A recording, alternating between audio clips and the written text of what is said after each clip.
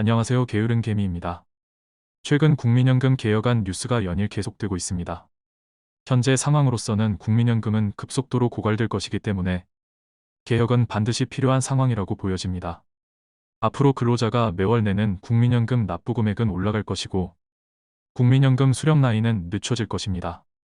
구체적으로 보험료율이 얼마나 오르고 국민연금을 수령하는 나이를 얼마나 늦출 것인지 앞으로 많은 논의를 거쳐 결론이 나겠지만 어떤 결론이 나더라도 한 가지 확실한 사실이 있습니다.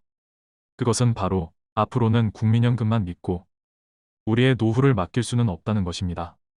현재 우리나라의 출산율은 0.7명대 이하로 떨어질 위기에 처해 있습니다. 코로나는 끝났지만 저는 앞으로도 출산율이 쉽게 회복되지 않을 것이라 생각합니다. 출산율을 올리기 위해서는 우선 혼인율이 높아야 하는데 현재 청년들의 삶이 결혼을 생각할 만큼 여유가 있지 않기 때문입니다.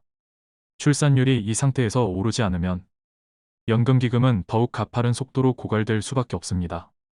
이런 상황에서 출산율을 올리는 것도 한계가 있고 연금개혁을 하지 않고는 연금기금의 고갈을 늦추는 방안도 딱히 없어 보입니다. 우리는 이런 상황 속에서 우리가 할 수 있는 일에 집중해야 합니다. 자, 그럼 우리가 할 수 있는 대응은 무엇일까요? 자산이 어느 정도 있는 분들이라면 해외 이민을 생각해 본 적이 있을 수도 있습니다. 하지만 이건 쉽지 않은 이야기입니다. 저도 외국에서 살아본 경험이 있지만 치안이나 행정, 서비스 업종의 서비스의 질 등을 고려할 때 우리나라만큼 살기 편한 곳도 없습니다. 어느 정도 살기 좋은 곳은 물가가 너무 비싼 곳이 많고 물가를 감당할 능력이 되더라도 또 다른 문제들이 많습니다. 특히 돈 많은 아시아인 노인 부부가 외국에서 사는 것은 강도나 사기, 강력범죄의 대상이 되기 쉽습니다. 이것은 선진국도 마찬가지입니다. 유럽도 불법 이민자, 불법 체류자들이 많기 때문에 돈 많은 노인은 그 자체로 길거리를 돌아다니는 것 자체가 위험할 수 있습니다. 그리고 인종차별 문제도 간과할 수 없는 부분입니다.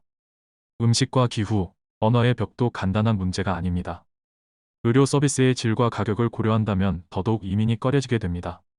그럼 해외 이민을 제외한다면 그 다음 선택지는 무엇일까요? 수익성 높은 자산에 투자해서 국민연금이 부실하더라도 경제적으로 안정적인 생활을 영위해야 할 것입니다. 그럼 수익성 높은 자산은 무엇일까요? 과거가 미래를 보장하지는 않지만 대체로 과거 데이터를 살펴보면 부동산, 금, 예금, 주식 등 여러 자산군을 비교하였을 때 주식에 투자하는 것이 가장 높은 수익률을 보장할 것입니다. 특히 인구 감소를 앞둔 상황에서 부동산은 위험할 수 있습니다. 우리나라는 다른 나라보다 부동산 자산 비중이 높은 점도 현재 부동산 가격이 거품이라는 증거로 볼 수 있습니다. 한국거래소 자료를 보면 주식의 수익률은 꾸준히 다른 자산을 앞서왔습니다. 30년간 주식이 30배 가까이 상승한 반면 부동산은 5배 정도가 상승했습니다. 물론 특정 아파트나 특정 땅과 같이 일부 부동산은 주식보다 훨씬 높은 수익률을 올렸을 수도 있습니다. 하지만 반대로 주식 수익률이 가장 높았던 종목을 비교하면 부동산은 비교도 되지 않을 정도로 높은 수익률을 기록했을 것입니다. 10년도 안 되는 기간 동안 주가가 수천 배 오른 종목도 있을 테니까요. 평균적으로는 주식 중에서도 고배당주나 배당 성장주의 수익률이 훨씬 높다는 것은 일반적으로 잘 알려진 사실입니다.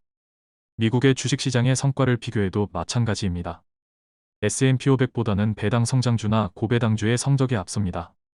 물론 이는 배당금을 재투자했다고 가정한 비교입니다. 우리는 그렇기 때문에 고배당주나 배당 성장주에 투자를 해야 합니다.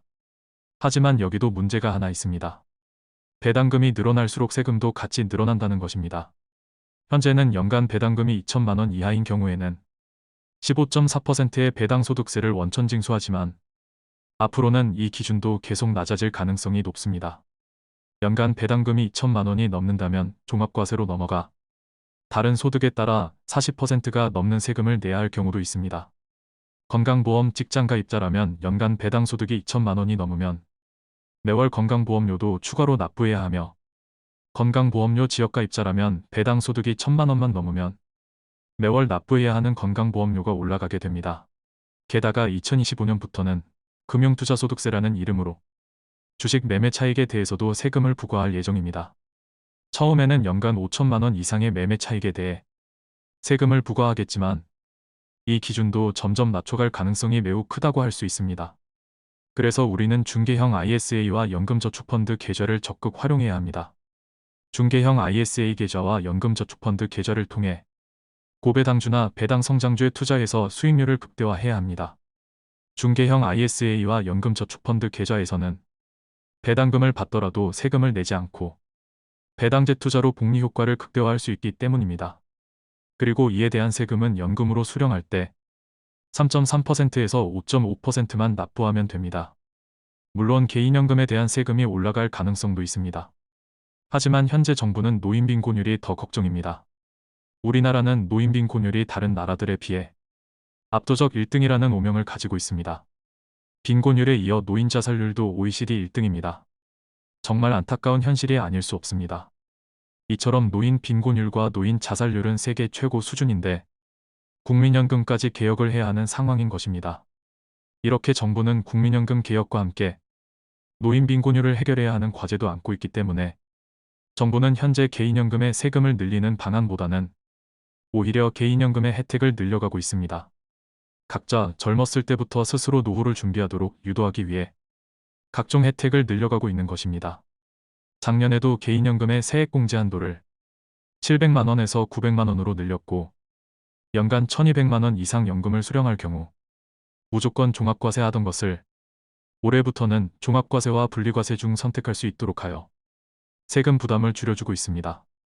올해에도 연간 연금 수령 한도를 1200만원에서 1500만원으로 상향하는 방안을 추진하고 있습니다. 게다가 아직까지는 연금저축펀드 계좌로 배당금을 아무리 많이 받더라도 건강보험료에는 영향을 주지 않고 있습니다.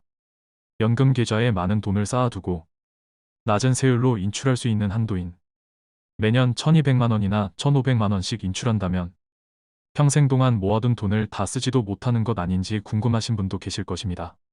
참고로 저는 앞으로 2030년에 은퇴 이후에는 연금 계좌에서 매년 연간 6천만원 이상을 저율의 세금만 납부하고 인출해서 생활비로 사용할 예정입니다.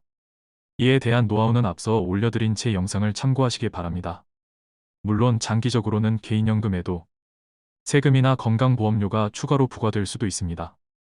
하지만 적어도 그냥 일반 주식계좌에 투자하는 것보다는 훨씬 이득인 상황은 앞으로도 유지될 것입니다. 그리고 만약 노후에 이민을 결정하더라도 연금저축펀드 계좌에 쌓아둔 자산은 모두 낮은 세율로 중도인출이 가능합니다. 따라서 국민연금의 개혁을 앞둔 현재 상황에서 우리가 선택할 수 있는 가장 최선의 방법은 우선은 연금계좌를 연간 납입 한도를 꽉 채워 납입해서 고배당 ETF나 배당성장 ETF에 투자해서 주식 자산을 불려가는 게 최선이라고 생각합니다. 구체적인 방법은 예전 제 영상들을 참고하시기 바랍니다. 지금까지 게으른개미였습니다. 좋아요와 구독을 누르시면 부자 됩니다.